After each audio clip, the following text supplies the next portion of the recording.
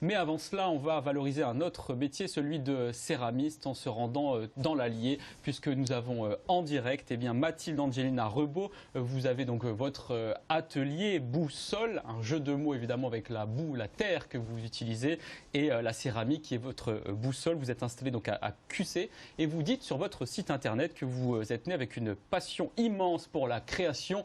Comment se traduit-elle? Oui, effectivement, bonjour à tous. Bah, c'est vrai que ça Bonjour. se traduit par un amour pour la création initiale, si on peut dire, qui est une grande source d'inspiration, donc c'est-à-dire la nature et ses cycles, les hommes et leur fonctionnement.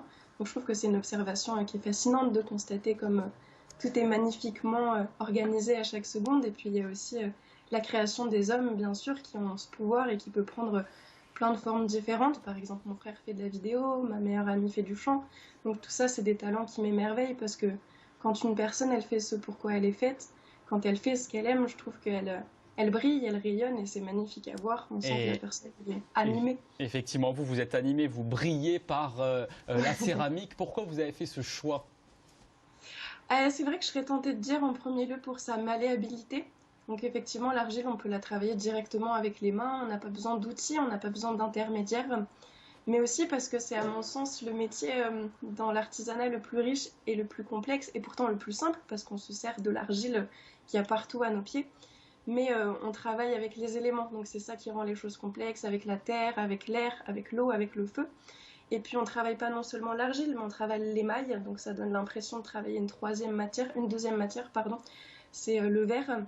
Et puis ensuite il y a cette alchimie des deux à la cuisson avec le feu, voilà, qui fait que l'union des deux matières, c'est quelque chose d'assez complexe finalement et de fascinant. Alors on voit ces remarquables images de votre atelier où cette matière se révèle et vous permet donc d'exploiter des textures que vous laissez bien souvent brutes à l'extérieur mais agrémentées de décors. Qu'est-ce que vous aimez représenter? Je représente rien qui soit vraiment figuratif, mais j'aime bien les univers, voilà, de détails, les dentelles, les choses minutieuses, un petit peu comme des paysages à contempler. On Mhm. s'arrête un petit moment et on rêve. Alors l'intérieur est émaillé comme vous le disiez parce que vos pièces sont utilitaires avec des matières que vous appelez de rencontre. Qu'est-ce que ça signifie? C'est ça, donc ça signifie que ce sont des matières qui sont récoltées, donc soit dans la nature, comme des argiles par exemple, ou bien auprès des mondes minéraux, auprès des carrières, des tailleurs de pierre qui ont déjà ces roches sous forme concassée, et puis auprès des mondes agricoles aussi, comme pour les cendres par exemple, qui sont la partie minérale de la plante, donc les cendres de vigne, les cendres de lavande.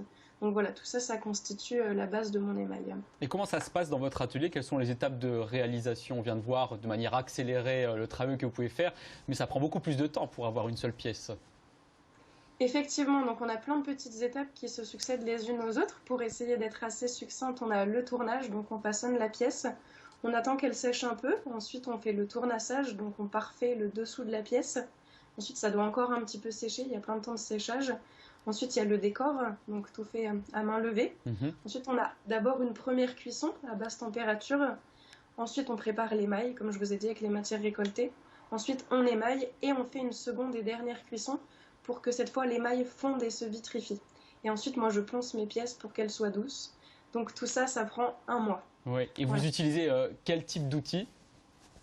Alors, j'utilise les gros outils qui sont ma base, donc le tour pour façonner les pièces et le four. Et après, c'est des petits outils, voilà, le fil à beurre pour couper la pièce, des petits outils pour graver, pour décorer ce genre de choses, mais très peu finalement. Mhm. Et pourquoi vous êtes installé à QC? Alors, c'est vrai que moi, je suis née à Vichy, donc ici, j'ai mes racines. Je suis partie, donc j'aurais jamais cru que ce serait là que je m'installerais. Pourtant, c'est là que j'ai le plus de force et d'inspiration pour créer. Et puis aussi, les potiers ont pas mal déblayé le terrain en ce qui concerne les matières de rencontre dont je parlais. Ils ont fait une étude en collaboration avec le bureau géologique en France. Donc voilà, j'ai pas Mhm. mal de choses à apprendre. Et on On a y verra. envie d'explorer sur votre site internet vos créations qui sont empreintes de beaucoup de poésie, notamment à travers vos mots, et des leçons sur la vie aussi que vous exprimez à travers quelques billets d'humeur. C'est ce que vous souhaitez aussi transmettre aux autres? Oui, exactement. Vraiment, mon souhait le plus cher à travers ce métier, c'est de capter le regard des gens et le recentrer, le réajuster sur la beauté du monde qui est absolument partout, qui veut la voir. Voilà, un rayon de soleil, Mhm. une fleur sur un trottoir, le regard d'un passant. Voilà, j'ai vraiment à cœur que ma vie, ce soit une ode à la beauté. Et on le dira jamais assez, c'est notre regard qui crée notre réalité. Donc, si on passe son temps à contempler des choses laides, notre existence sera à son image. Mais si on voit que le beau qui nous entoure, et ben la vie, elle devient magnifique. Et voilà, ça n'a rien à voir avec le fait de se leurrer ou de s'illusionner. C'est vraiment le pouvoir de créer sa vie et de lui rendre honneur et hommage. Et ben en tout Voilà. cas, bravo, merci beaucoup Mathilde, parce que ce matin, c'était une véritable ode à la beauté que l'on a vécue avec vous dans Vous êtes formidable. Et d'ailleurs, vous qui aimez la